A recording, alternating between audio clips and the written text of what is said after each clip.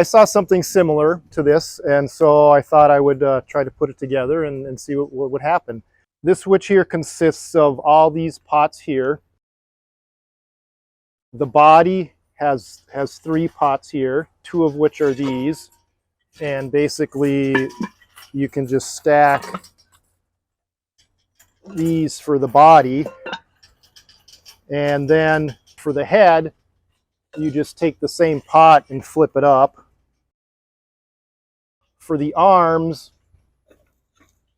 I took 3 of these like this, and then 1 of these to generate the hand. In preparation for the arms, I drilled a hole in the body for the shoulder and into here, and then I put an eye bolt in between so that they would hang. And then you can see on the witch here there's a wire, and that goes all the way through the arms to the eye bolt so that they just kind of hang. They move around wherever you need to move them, and she's holding a stick. For the hat, I took another saucer to raise the brow a bit, and then you just take these pots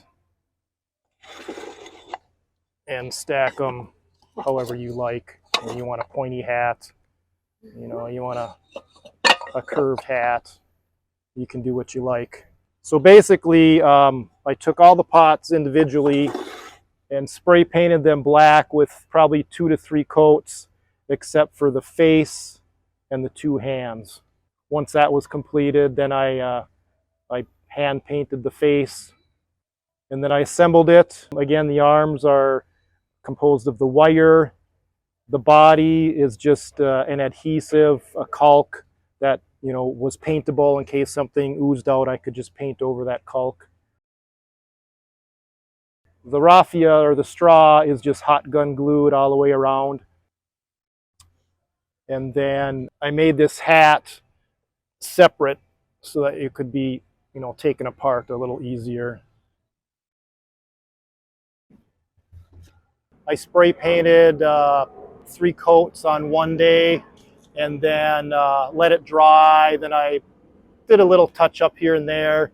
Then the next day I painted the face, and then the third day I assembled and put the adhesive on, let that dry.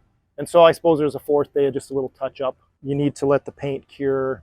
It's just a fun little project.